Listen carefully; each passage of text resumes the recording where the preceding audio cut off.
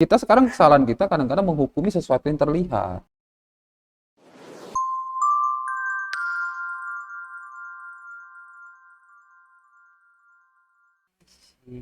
Ya kan? Padahal nggak bisa kita menghukumi sesuatu yang terlihat. Kalau itu bukan bab-bab yang dosa ya, bab-bab yang umum ya. Tapi kita nggak tahu. Kembali ke Kalau amal lebih kalau niat. aku pernah dengar gitu kan, ya panutan kita kan Nabi Muhammad ya. Nabi Muhammad 65 tahun, 50 tahunnya emang berbuat baik, kasih sayang. Ya 15 tahunnya baru ke hukum. Kayak mana yang ya hukum biar pedoman kita itu benar gitu ya Bang, nggak salah gitu. Nah, itu kan proses juga kan sebenarnya gitu. Tapi kalau untuk yang berbuat baik nih Bang, berbagi Hmm. ya. Jadi kita bicara tentang berbagi. Banyak orang-orang yang berbagi itu harus ada dulu. Ah, Ya mungkin ya yang kelihatan sama saya gitu ya. kan, bukannya mungkin di luar sana juga banyak yang nggak ada juga udah berbagi, tapi yang kelihatan sama sayanya nih, menurut pandangan saya banyak orang yang berbagi karena udah ada dulu. Jadi berbagi itu dari sesuatu kebiasaan yang dibiasakan sehingga menjadi sifat Dari kepribadian. ya Jadi orang yang suka berbagi, dia dalam posisi keadaan apapun dia akan tetap berbagi. Nggak pernah ada alasan untuk ada. Tapi kalau orang yang memang eh, kurang dan nggak suka kurang berbagi, dia hanya bermainnya di halusinasinya aja, hanya sekedar angan-angannya aja. Saat ini saya susah, kayak mau berbagi saja kurang. Nanti deh kalau saya punya, saya akan berbagi. malah Itu kan, membandingkan. iya dalihnya alasannya aja. Coba nanti kalau diberi, dia pun merasa kurang terus, saya pun masih kurang. Misalnya nih gaji dari 2 juta, saya 2 juta, makan aja kurang, gimana saya mau berbagi? Kan gitu. Iya, Naik gaji 5 juta, gitu juga, siapa masih kurang. Karena makin besar penghasilan, makin banyak juga pengeluaran. Itu berimbang. Nah sementara, masa cerita berbagi ini masa cerita kepribadian, karakter, kebiasaan, yang udah kita buat kebiasaan sering-sering. Jadi merasa, kalau udah sering, kita merasa nggak enak kalau nggak berbagi. Walaupun satu permen doang dikasih ke anak-anak gitu. Apa sih, berapa sih harga satu permen? jadi ada yang hilang ya kalau kita Iya, kalau udah jadi biasa. itu hanya sekedar alasan. Berbagi itu kapan saja, di mana saja. Nggak mesti hanya ini kok. Banyak hal-hal yang bisa kita bagi sama orang lain. Karena ya kan kalau di Islam tuh ada yang namanya zakat gitu. Iya, Ya kita apalagi emang diwajibkan untuk berbagi itu tadi gitu. Tapi kan nggak selalu hanya itu doang. iya, Ketika kita hari-hari biasa juga sebenarnya mau bisa gitu kan iya Bang. ada wajib, ada sunnah. Nggak pernah ulama kita tuh ngasih hukum tuh bersedekah yang wajib aja gitu. Iya. Pasti ada sunnahnya. Sama sholat, sholat kan ada wajib, ada sunnah. Jadi kita melaksanakan wajibnya, kita tunaikan juga sunnahnya. Jadi ya dua-duanya Dua-duanya. nggak ada salah satu. Ya salah satu itu nggak ada ya. Jadi emang harus dua-duanya biar bagus. Dua-duanya.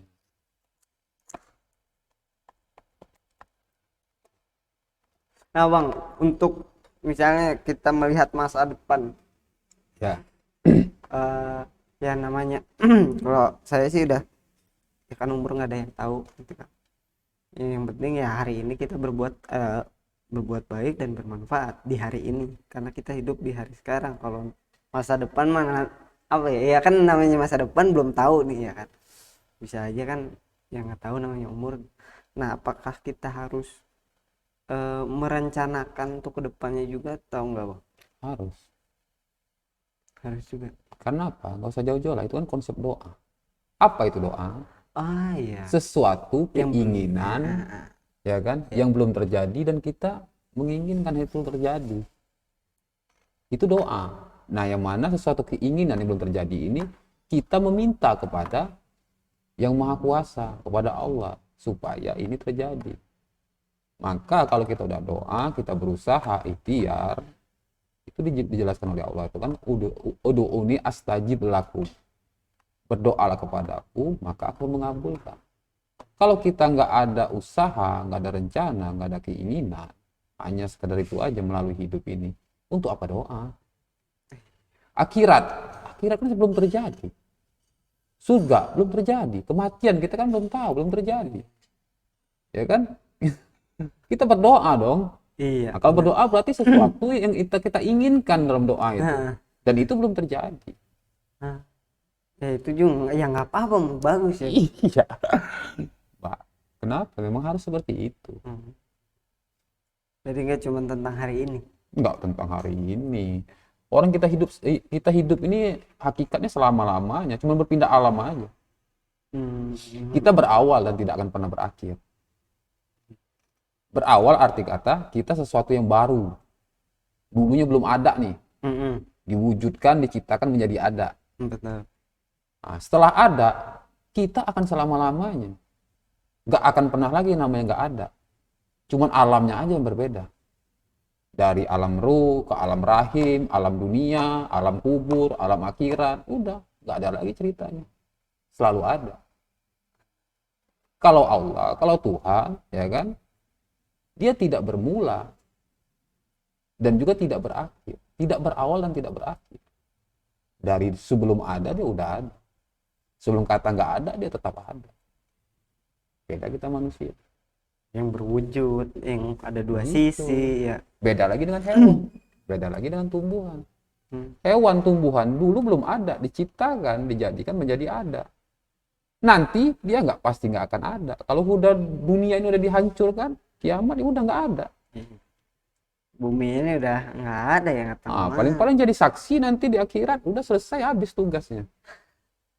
Yang di akhirat mah udah beda lagi jenis-jenisnya. Kan gitu. Benar. Jadi kita harus merencanakan juga sebenarnya. Iya, Kalau nggak ada merencanakan kayak harus ada rencana. kayak hampa hidupnya. Sama aja nggak berdoa ya bang. Kalau begitu mah. Karena unsur dalam diri kita tuh namanya keinginan tuh udah ada. Nafsunya tuh ada keinginan. Cuman keinginan tuh arahnya kemana? Ya. Seberapa besar potensinya? Walaupun kita tidur aja tetap. Kan nggak terlepas daripada keinginan ingin tidur. Betul. Walaupun bermalas-malasan kan tetap keinginan untuk bermalas-malasan. Bagaimana kita lepas daripada keinginan?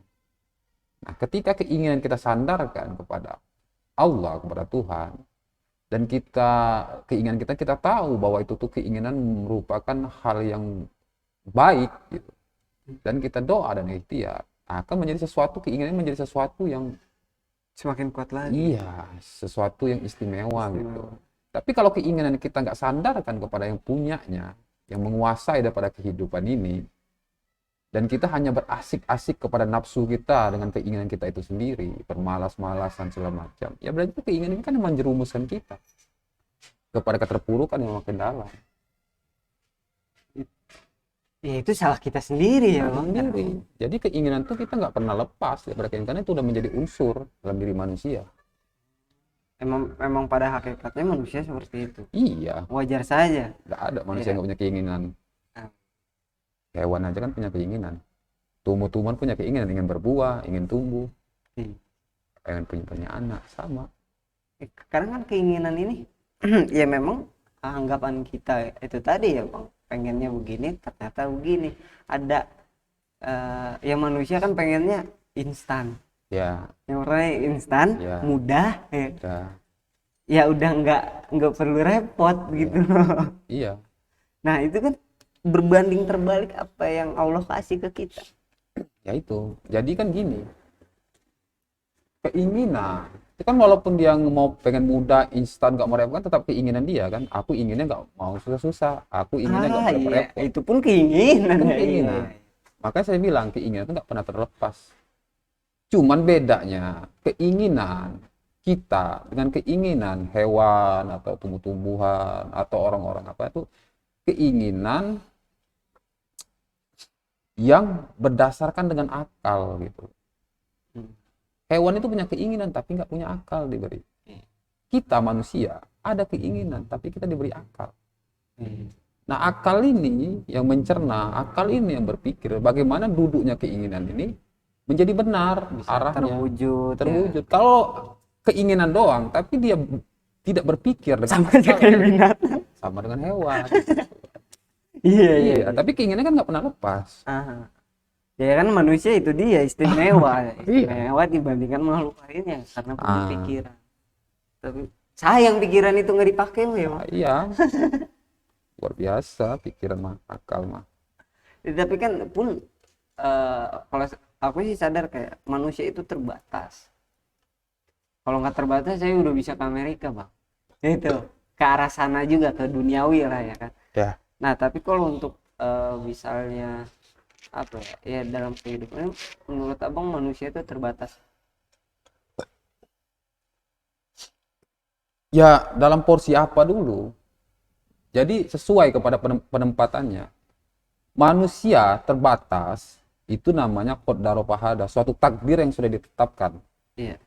Ya kan, dikodratkan. Mm-mm. Kodrat manusia itu nggak bisa terbang, kodrat manusia itu ibaratnya butuh makan, kan gitu kan, kodrat manusia. Udara. Jadi kan terbatas. Iya. Tanpa makanan dia akan menderita. Tanpa udara, oksigen dia akan mati. Ya kan? Terbatas dong. Iya. Ada Terbatas. batas. Nah, kembali lagi manusia itu nggak ada batas. Mm-mm. Nah, nggak ada batas itu seperti apa?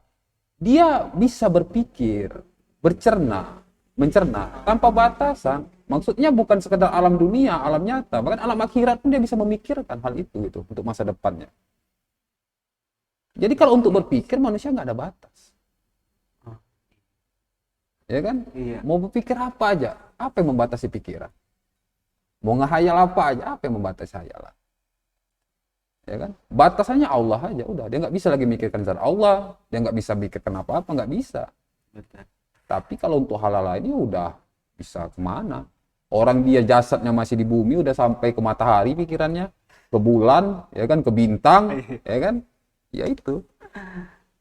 Jadi ada hal-hal yang batasan, ada yang memang diberi kebebasan gitu.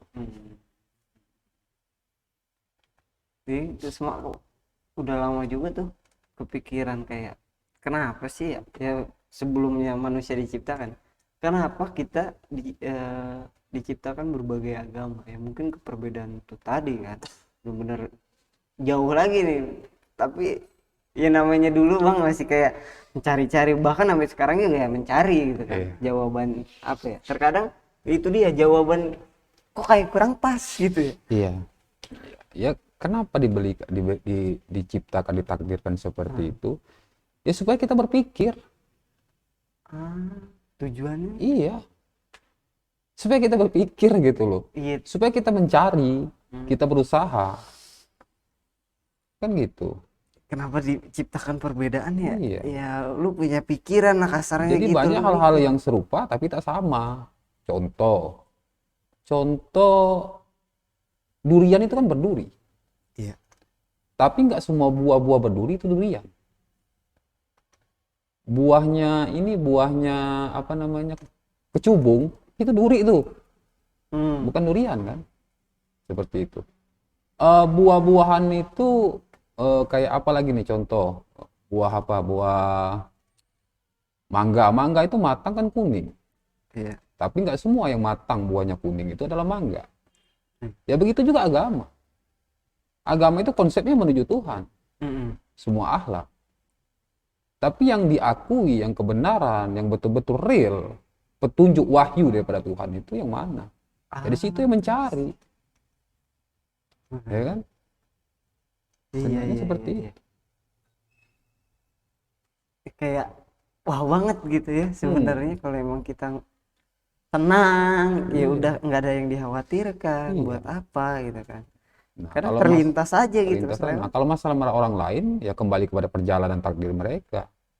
Ya biarkan Allah. Jangan kita ikut campur perjalanan mereka kok. Yang sekarang kita tanyakan terhadap diri kita ya perjalanan kita. Sejauh apa kita mencarinya? Sejauh apa kita meyakininya? Sejauh apa ilmu kita menangkapnya, akal kita berpikirnya? Kan seperti itu. Iya karena kan ya kenal diri dulu aja gitu ya. Iya sih benar. Titik nol tuh banyak juga emang cerita denger baca buku nonton dan sekarang memang ada pembelajaran tentang titik nol gitu. Nah titik nol itu didapatkan dalam sebuah perjalanan. Ya. Semuanya hampir 90% adanya perjalanan, adanya proses lah. Ada yang di umur sekian nah kan udah melewati itu, ada perjalanan. Iya. Apakah yang misalkan ya memang baru lahir gitu udah ngeh duluan itu ya instan gitu bang, ada nggak kira-kira Nol itu kan penerimaan secara totalitas dan tidak secara ada totalitas? penerimaan secara totalitas dan tidak ada lagi pengakuan gitu. Jadi manusia itu dari awal alam rahim dia tuh udah menerima secara totalitas. Ya kan? Dia menerima. Nggak ada dia protes. Dan dia memang nggak bisa memilih hal-hal lain kecuali sudah ditakdirkan. Ya udah Nggak ada lahir pilihan. Kan gitu. Dia 100% taat aja tuh. Jadi ketika manusia itu dari nutfah itu segumpal daging, segumpal daging ini 1 bulan 2 bulan ini belum ada nyawanya, ruh belum ditiupkan. Summa sawahu wa nafahu fihi min ruhi, ya kan? Nah setelah 4 bulan kami tiupkan ruh kepadanya. Setelah ditiupkan ruh, wajah lalakum musam awal absor wal afidah, maka kau bisa melihat, mendengar, merasakan. Jadi manusia dalam perut ibunya itu sudah bisa melihat, mendengar, merasakan. Udah hidup. Jadi dia kalau ibunya kesel, gondok apa-apa dia bisa merasakan. Gitu. Tapi apakah dia hidup? Hidupnya seperti apa? Enggak, gini, apakah dia hidup ketika ruh itu belum ditiupkan 4 bulan, sebelum 4 bulan? Sebulan, 2 bulan. Apakah dia hidup? Hidup. Kalau nggak hidup nggak berkembang. Nah, tapi tidak sempurna.